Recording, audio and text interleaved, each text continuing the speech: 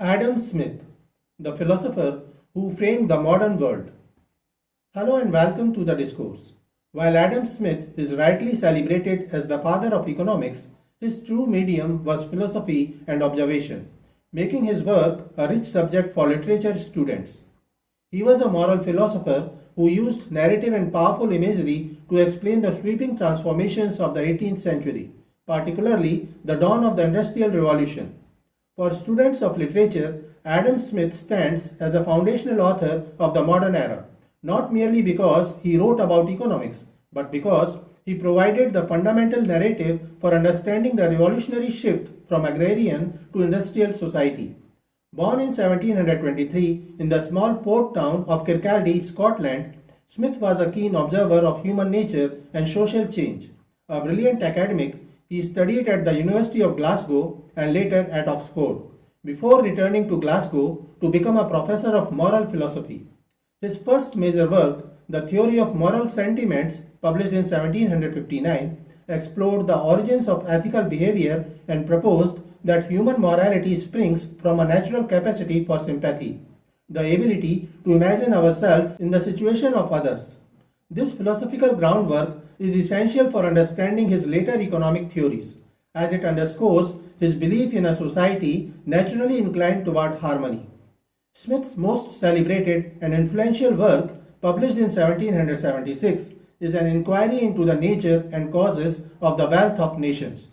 This book, often shortened to The Wealth of Nations, is considered his magnum opus and one of the most important texts of the Enlightenment. Its publication coincided with the dawn of the Industrial Revolution, and Smith's ideas became the intellectual framework for explaining the tumultuous, productive, and often confusing new world of industry, global trade, and urban centers.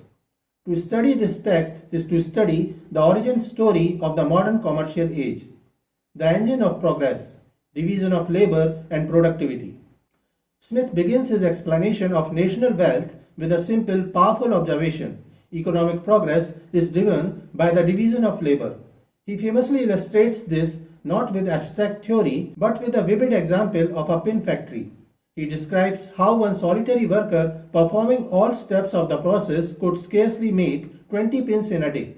However, when the task is divided into 18 distinct operations, one worker drawing out the wire, another straightening it, a third cutting it, a fourth pointing it, a small group of 10 could produce upwards of 48,000 pins a day. This specialization, Smith argues, creates incredible productivity for three reasons. It increases each worker's dexterity, it saves the time lost in switching between tasks, and it encourages the invention of specialized machinery. For literature students, this concept is a key plot device. It explains the transformation of work from individual craft to coordinated industrial process, setting the stage for the bustling, mechanized settings of so-called 19th century novels. This explosion in output leads directly to Smith's broader theory of productivity. He forcefully argued against the old belief that a nation's wealth was stored in its gold and silver. Instead, he declared that the real wealth is the flow of goods and services available to its people, the total annual output of the necessaries and conveniences of life. The division of labor is the primary engine that enlarges this flow. The resulting surplus generates capital, which can be reinvested in more machinery and labor, creating a self-sustaining cycle of growth. This idea reframed national ambition from hoarding treasure to fostering a dynamic, productive economy. The harmony of interests, free markets, and the invisible hand. To manage this complex new economy, Smith proposed a system of natural liberty, which became known by the French term laissez-faire, meaning let do or leave alone. He was deeply skeptical of government management of trade and industry, arguing that individuals, when left to their own devices, would naturally channel their efforts and capital into the most productive and socially useful ventures. This is the core of his theory of the free market. A classic example is the local butcher, brewer, and baker. We do not rely on their benevolence for our dinner, Smith notes, but on their regard for their own self-interest. In seeking a profit, they are led to provide the goods we want at prices we are willing to pay in competition with others. This competition acts as a natural regulator, keeping prices fair and quality reasonable without the need for heavy-handed decree. Smith's most enduring literary contribution is the beautiful metaphor of the invisible hand. He used this phrase to describe the profound, unintended social benefits that arise from individual actions within a system of free exchange. In pursuing his own gain, an individual is in this, as in many other cases, led by an invisible hand to promote an end which was no part of his intention.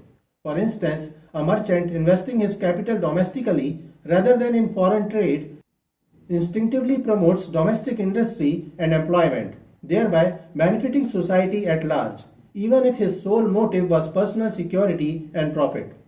This concept is a powerful narrative tool for understanding how complex order and social good can emerge without central design, a theme that resonates with ideas of fate, consequence, and interconnectedness in literature. A legacy in story and system. Ultimately, Adam Smith's literary genius was in synthesizing a new worldview. He portrayed the emerging commercial society as a system governed by universal natural laws of human behavior, the innate desire to truck, barter, and exchange, to better one's condition and to exercise natural liberty. For students of literature, his work provides the essential backdrop for the novels of the following centuries: the bustling cityscapes of Dickens, the social climbing in Austen, the industrial conflicts in Gaskell, and the vast capitalist landscapes of later writers all operate within the world Smith first described. He gave us the language and the logic to understand the plot of modern life itself. So this is it for today. We will continue to discuss the history of English literature. Please stay connected with the discourse. Thanks and regards.